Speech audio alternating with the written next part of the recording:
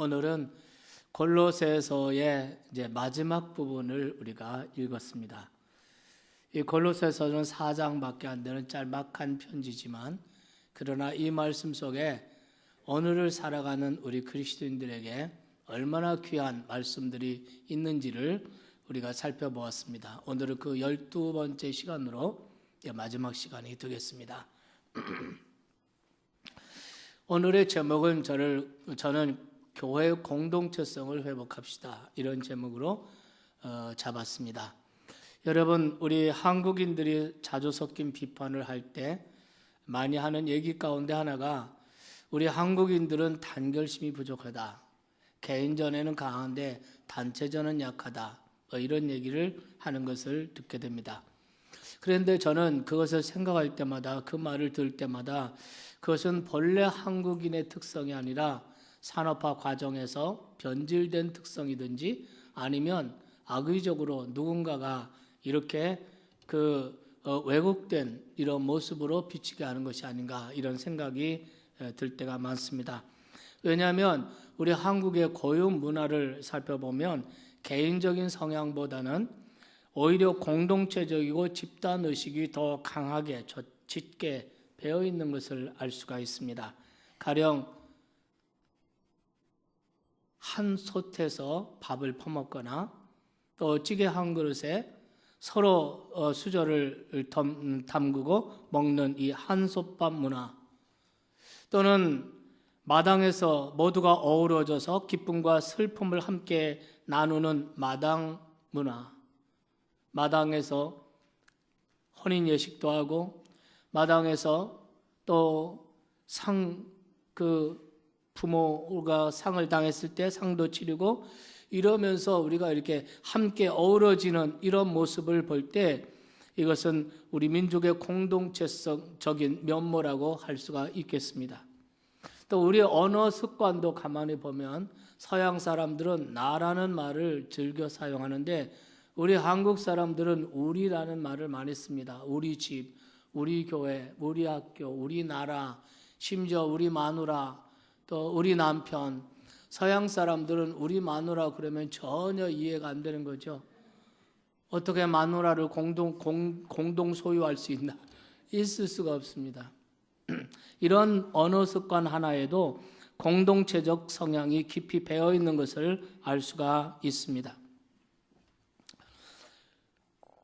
그러나 오늘날 우리 사회, 또 사회뿐만 아니라 그리스도인들, 또 그리스도인들이 모이는 교회 안에도 보면 정말 이 공동체성을 상실하고 또 약화되고 이런 모습들, 세상의 개인주의나 이기주의가 교회 안에까지 그리스도인들의 가슴에도 아직도 자리 잡고 있는 이런 모습을 보게 되는 것입니다. 독일의 사회학자이며 경제학자인 막스 베버는 이런 말을 했습니다. 기독교 윤리가 없었더라면 근대 자본주의는 도덕성을 상실한 괴물 사회를 만들었을 것이다, 이렇게 지적을 합니다. 옳은 지적이라고 생각합니다. 자본주의는 무엇을 바탕으로 합니까? 개인주의, 이기심, 경쟁심, 이런 것들이 밑바탕에 깔려 있습니다. 그래서 이런 것을 촉진시켜서 사회 발전을 꾀하는 것이 자본주의라고 할 수가 있습니다. 그런데 만약 만일 기독교 정신이 이 자본주의에 영향을 미치지 못하였더라면 아마 자본주의는 완전히 괴물 사회를 만들어내고 말았을 것입니다. 자본주의가 발달하면서 이만큼이라도 자본주의의 도덕적 수준을 유지하고 있을 수 있었던 그것은 바로 기독교 정신, 특별히 기독교의 공동체 정신의 영향 때문이라고 저는 생각합니다. 우리가 1세기 당시의 초대교회 모습을 보면 그 당대 상대적으로 비교하면 기독교인은 아주 극소수였습니다. 그러나 그들은 세상을 바꿔놓았습니다. 복음이 예루살렘에서 유다로, 사마리아로, 헬라로, 로마로, 소아시아로 이렇게 복음이 확산되었고, 그 복음이 전파되는 곳마다 그 복음이, 교회가 바로 세상의 가치관과 세상의 문화를 바꿔 놓았던 것입니다. 그 결정적인 원동력이 무엇인가? 세상을 바꿀 수 있었던 결정적인 원동력, 그것이 바로 교회가 지닌 교회의 공동체성이라는 것입니다. 그래서 사도행전 4장 2절에 보면 초대교회의 모습을 잘 보여주는 한 구절이 나옵니다. 보겠습니다. 다 같이 읽겠습니다. 믿는 무리가 한 마음과 한 뜻이 되어 모든 물건을 서로 통용하고 자기 재물을 조금이라도 자기 것이라 하는 이가 하나도 없었더라. 이거는 교회가 지닌 초대교회의 본래 모습이었습니다. 이것은 공동체성을 우리에게 잘 보여주고 있는 말씀이라고 생각합니다.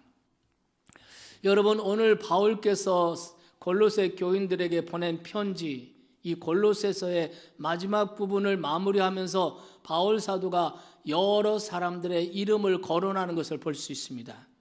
이 사람들은 다 바울의 동역자들이었고 바울과 함께 일했던 사람들입니다. 이 말씀을 우리가 이 본문을 읽어보면 여기에 10사람의 사람들의 이름이 나오고 그 사람들에 대한 수식어가 나옵니다. 이것은 한마디로 무엇을 우리에게 보여주는 것입니까? 바울이 왜 이 많은 사람을 이렇게 골로새 교회에 소개하고 또 이렇게 이야기를 하는 것입니까? 그 의도는 분명합니다.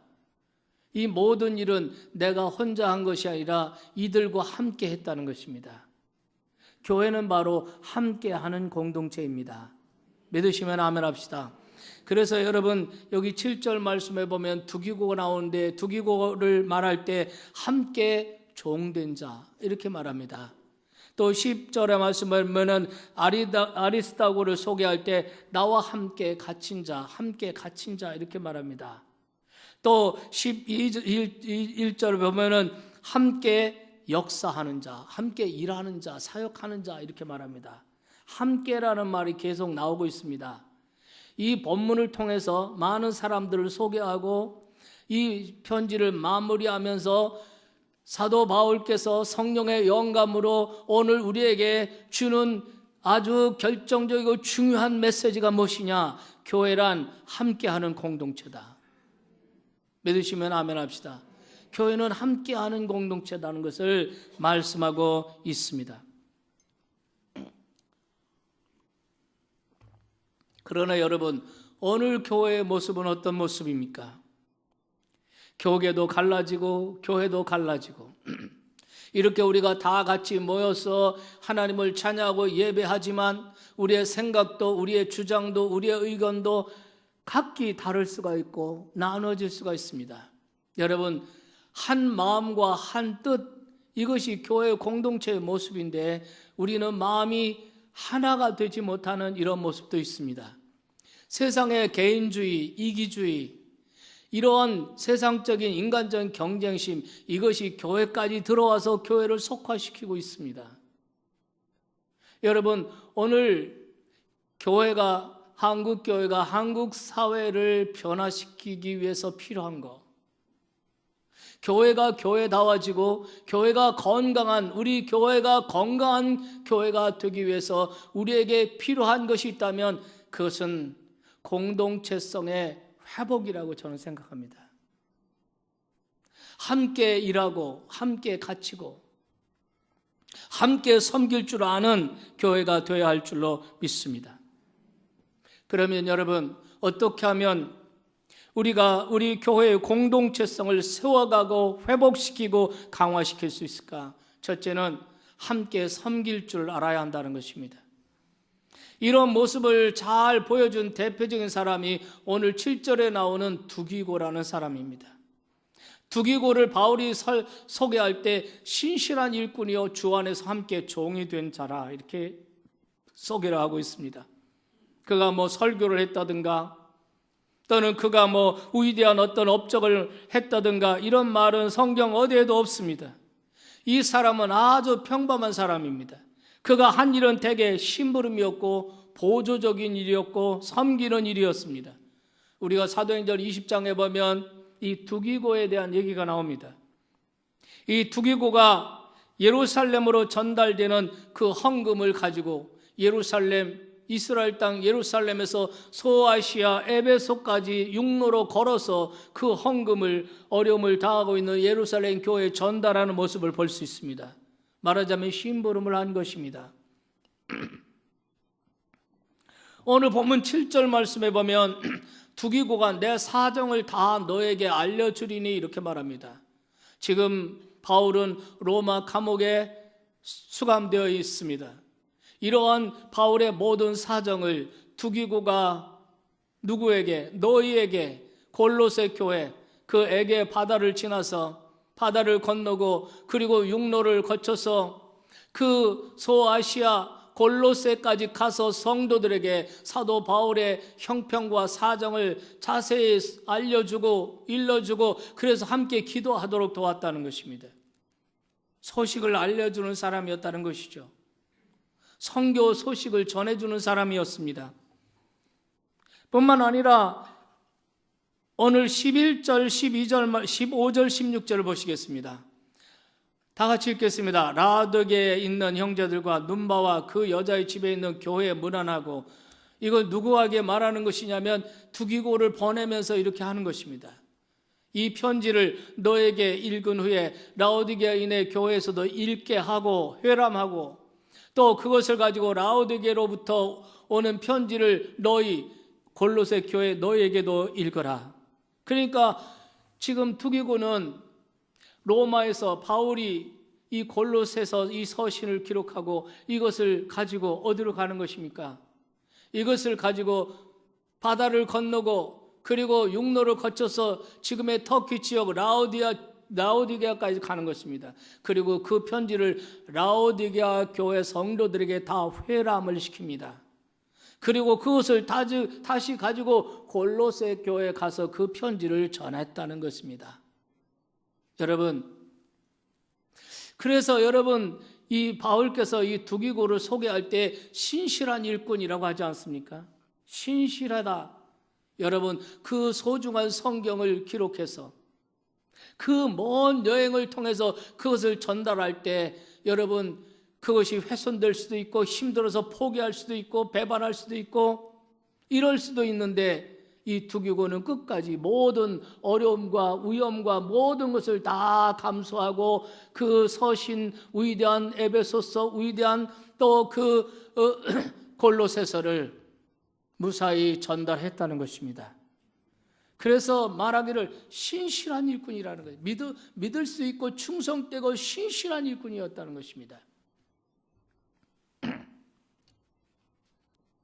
한마디로 두기고가 주로 한 일은 보조적인 일이었고 심부름이었고, 여러분 겨우 심부름이나 하고 다니냐 이렇게 무시하는 사람도 있을지 모릅니다. 그러나 만약 두기고 같은 신실한 사람이 없었더라면 여러분 에베소 교회나 골로새 교회가 이단의 위협을 받고 핍박의 위협을 받고 흔들릴 때 그 교회가 어떻게 되었겠습니까? 바울이 전하는 그 말씀, 그 서신을 받고 적절한 위로와 적절한 가르침을 그 순간에 그들이 받지 않았더라면 아마 교회는 사라지고 흔들리고 배도하고 없어지고도 말았을 것입니다. 더군다나 이 두기고 같은 이런 신실한 사람이 없었더라면, 이런 심부름한 사람이 없었더라면 우리가 어찌 오늘 골로새서의 이 위대한 하나님의 말씀을 접할 수가 있었겠습니까? 사람 보기에, 남들 보기에는 하찮은 일 같고 작은 일 같고 사소한 일 같은데 하나님 앞에서는 그것이 가장 귀하고 가장 위대한 일이 된 줄 믿으시기 바랍니다. 여러분, 우리는 세상에서도 살 때 그리고 또 교회 생활을 할 때도 보면은 우리는 끊임없이 큰 일과 작은 일, 중요한 일과 덜 중요한 일, 이런 것들을 구분하는 습성이 있습니다. 남에게 보여지는 일, 생색나는 일, 내 이름이 나타나는 일, 내게 영광이 들어오고 명예가 들어오는 일, 그런 일은 언제나 사람들이 많이 모입니다. 그러나 보이지 않는 일, 이름 없는 일, 또 희생해야 되고 자기가 자기 자신을 드려야 되는 이런 일에는 나타나지 않습니다. 많은 사람들이 이런 데는 자원하지 않습니다. 그러나 여러분, 그 사람이 진정한 섬김의 사람인가 그렇지 않은가 하는 것은 작은 일을 얼마나 잘 감당하는지 보면 알 수가 있는 것입니다. 여러분, 우리가 12월 이 한 해를 마감할 때마다 항상 생각나는 성경 구절이 있습니다. 예수님께서 마태복음 24장에서 말씀하신 소위 달란트 비유입니다. 여러분이 달란트 비유에 보면 주인이 그 종들에게 칭찬할 때 어떻게 했습니까? 내가 위대하고 큰 일을 감당했으니 내가 너를 칭찬한다 이렇게 말했습니까? 그게 아닙니다. 내가 작은 일에 충성하였도다. 내가 작은 일에 충성하였으니 잘하였도다 하고 칭찬을 했습니다. 문제는 일의 규모가 크냐 작으냐 이런 문제가 아니라 주께서 내게 맡기신 그 일에 내가 얼마나 성실한 자세로 임하느냐 하는 것입니다. 주께서 교회를 통하여 내게 주시는 일, 교회를 통해서 내게 주신 직분에 대해서 내가 얼마나 성실한 자세로 그 일을 임하느냐는 것입니다. 아주 작고 사소하고 이런 일이라도 성실한 자세로 그 일을 하게 되면 그것은 하나님 앞에서 위대한 일이 되는 것이고 그 작은 하나의 섬김을 통해서 교회 공동체가 한 마음 한 뜻이 되게 되는 줄 믿으시기 바랍니다.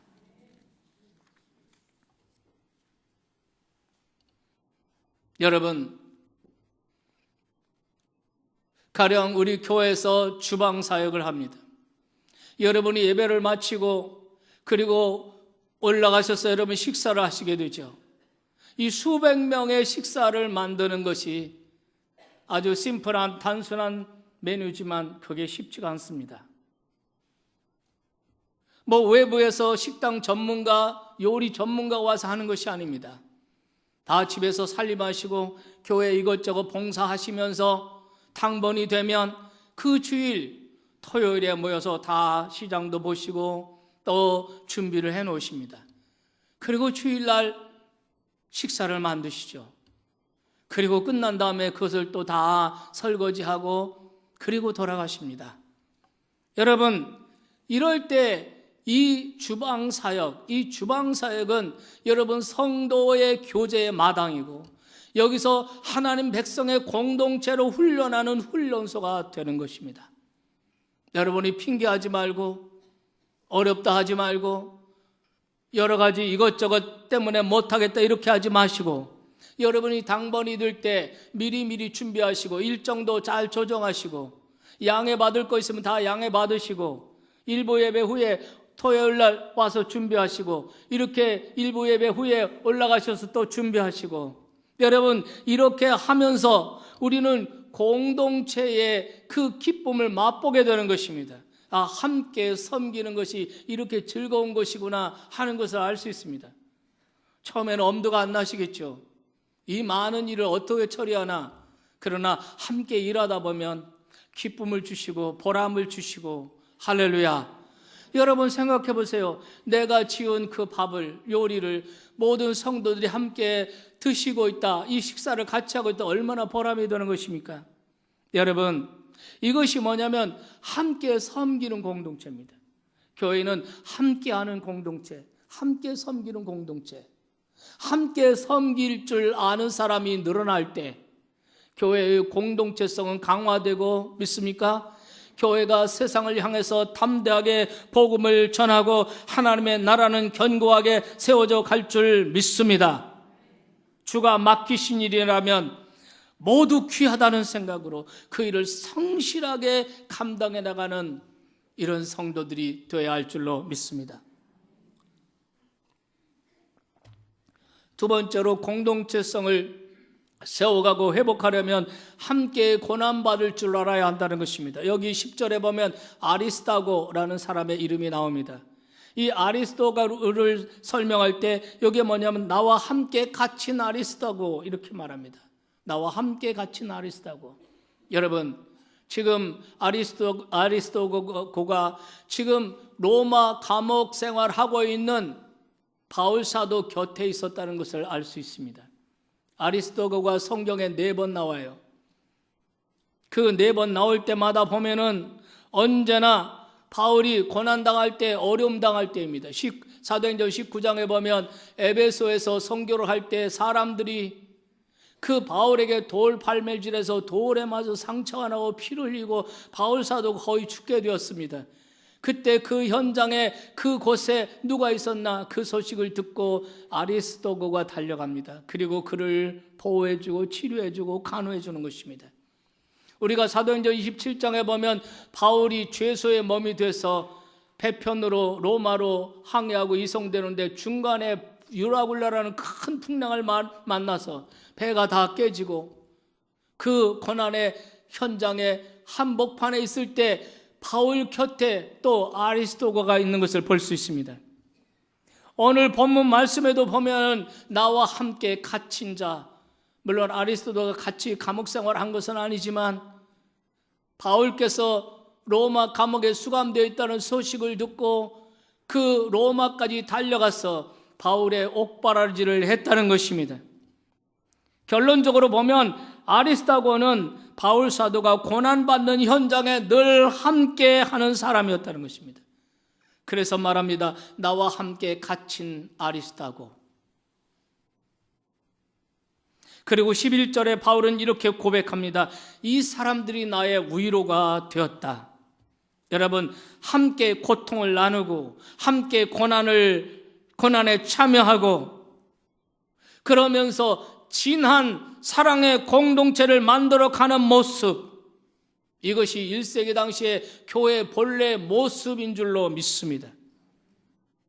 이 공동체성이 초대교회의 능력이고 힘이었습니다. 오늘 우리는 너무나 개인주의와 이기주의가 너무나 교회 안에 많이 들어왔습니다. 함께 고난받지 않으려고 합니다. 고난받고 희생하고 힘들고 그런 일에는 참여하지 않으려고 합니다. 핑계를 댑니다. 나하고 상관없다고 생각합니다. 그러니 여러분, 1세기 당시에 기독교인의 수가 믿지 않는 사람들의 수에 상대적으로 작은 공동체였지만 그러나 그들이 변화를 일으키고 세상을 바꿔 놓았습니다. 오늘날에는 얼마나 많은 기독교인들이 있습니까? 그럼에도 불구하고 세상을 변화시키지 못하고 오히려 세상에 의해서 변화를 받고 변질되는 이런 모습을 안타깝게 볼 수밖에 없습니다. 오늘 아침에 여러분 함께 고난에 참여하고 함께 고통을 나누는 이런 성도들이 되시기를 주의 이름으로 축원합니다. 마지막 하나 더, 함께 사역할 줄 알아야 된다는 것입니다.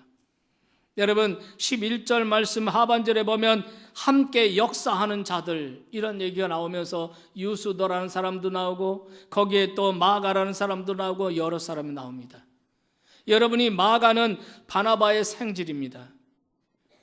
2차 전도 여행 때 사도 바울과 바나바가 한 팀이 돼서 가는데 그 마가라는 청년을 데리고 갔습니다. 그런데 이 마가라는 청년은 고생하고 너무 힘들고 너무 고난당하니까 아무 말도 없이 무단으로 사라져버렸습니다. 이것으로 인해서 바울이 어려움을 당하고 또 마음이 상했습니다. 그런데 그 전도 여행을 다 마치고 그리고 다시 분석하고 또 준비하고 그러면서 다시 3차 전도 여행을 떠날 때 바나바는 마가를 데리고 가자고 했고 바울은 그런 청년, 힘들다고 어렵다고 포기하고 무단 이탈한 마가를 데려갈 수 없다고 말했고, 이렇게 의견이 차이가 나서 결국은 바나바와 바울이 헤어지게 됩니다. 그래서 바나바는 마가를 데리고 가고 바울은 실라를 데려가고 결국 전도팀이 두 팀이 된 것입니다. 그러나 그 헤어짐, 그것으로 끝난 것이 아닙니다. 세월이 마가를 변화시켰습니다. 달라지게 한 것입니다. 그리고 바울께서 마지막 쓰신 성경, 순교 직전에 죽기 전에 쓴 성경이 디모데 후서입니다. 이 마지막 서신을 쓰면서 디모데에게 이런 내용의 편지를 보냅니다. 내가 올 때 마가를 데리고 오라. 그가 나의 일에 유익하니라. 이렇게 말합니다. 오늘 보면 10절에도 이 마가에 대해 너에게 명을 받았음에 그가 이르거든 영접하라. 이렇게 말하고 있습니다. 저 같으면 한번 눈밖에 난 사람, 아마 계속 편견어리 시선으로 그를 바라볼 것 같은데 바울은 큰 가슴으로 그를 받아들인 것입니다. 하나님 나라에, 하나님 복음에 유익한 사람으로 판단될 때는 자기 개인적인 감정, 개인적인 편견 뛰어넘어 지체 없이 그를 받아들입니다. 그가 나의 복음을 전하는 나의 일에 그가 유익하니라. 그를 데리고 와라. 물론 마가도 세월이 그를 변화돼서 성숙한 사람이 되었지만, 그러나 그 한 가지 생각과 편견에 얽매이지 않고 그를 다시 가슴에 품는 바울의 모습을 생각해 보십시오.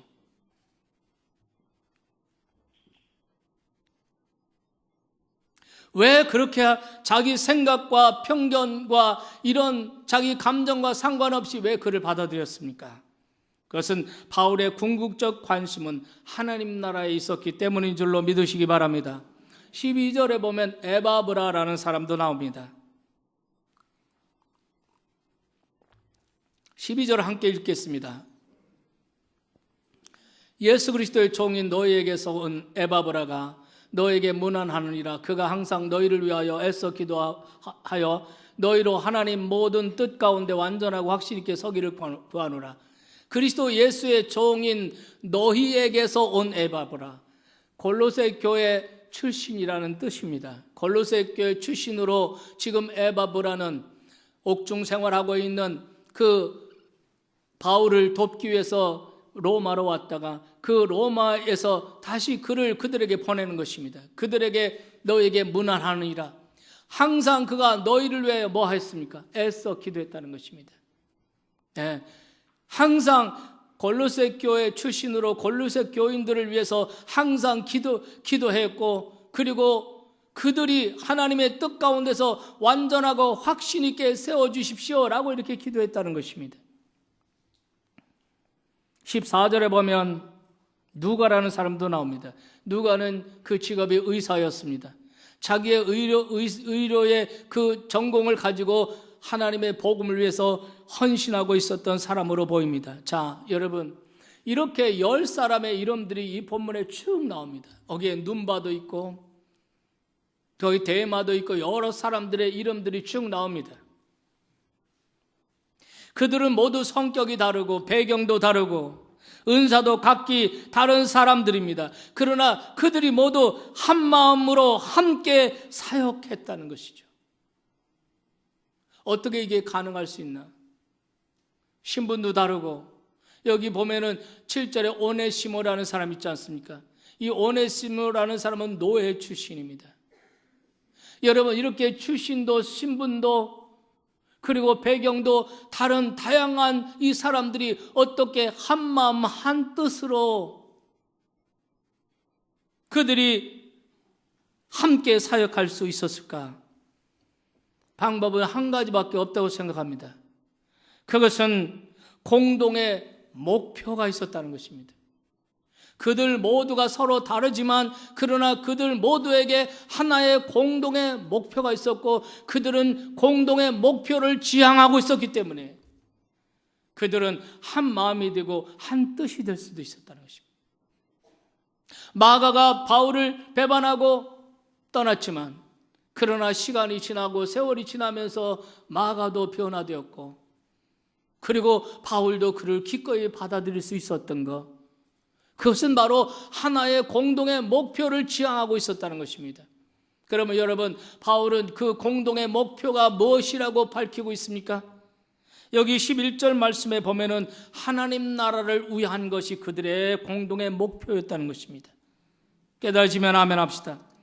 하나님 나라를 위하는 것이 최고의 관심이 될 수 있다면 성격도 다르고 배경도 다르고 환경과 사정도 은사도 각기 다르지만 한 마음으로 동역하는 일이 얼마든지 가능할 수 있다는 것이죠. 오늘 여기 본문에 나오는 10사람들, 이 두기고로부터 시작해서 오네시모, 에바브라, 아리스타고, num바, 이 많은 마지막에 아키포, 이 10명의 사람들은 한마디로 바울 선교팀의 대원들이었습니다. 그들은 다양한 은사와 기술을 가지고 하나님 나라의 다양한 사역에 동참하고 있었지만 그들의 목표는 어디까지나 하나님 나라를 위한다. 이것이 한 가지입니다. 하나님 나라를 위해 일하기 위해서 무엇보다도 하나님을 높이고 하나님을 영화롭게 하겠다는 목적의식이 분명해야 합니다. 그리고 그와 같은 모든 일들, 모든 일의 공로를 자신이 아니라 동역자들에게 돌리는 태도가 중요한 것입니다. 지금 바울이 그것을 말하고 있는 것입니다. 왜 이렇게 많은 사람들을 열거하고 있나? 지금까지 내가 하는 이 모든 일은 나 혼자 한 것이 아닙니다. 여기 나오는 이 사람들과 함께 동역하고 함께 이루는 것입니다. 그러면서 던지는 중요한 메시지가 뭡니까? 교회는 함께하는 공동체다는 거예요. 함께 섬기고 함께 고난을 나누고 함께 사역하는 공동체. 믿으시면 아멘 합시다. 이것이 바로 교회라는 거예요. 오늘 이 말씀을 통해서 여러분의 가슴 속에 진정한 교회 공동체의 꿈이 생기기를 주님의 이름으로 축원합니다. 그리고 이 주님의 기대 앞에서 내가 바꿔야 될 삶의 태도, 내가 바꿔야 할 교회 생활의 모습들 우리가 내려놓고 고백하고 그리고 진정 한마음 한뜻 되어 하나님 나라를 위하고 하나님을 높이고 영화롭게 하는 이 땅에서 거룩한 공동체가 되시기를 주님의 이름으로 축원합니다.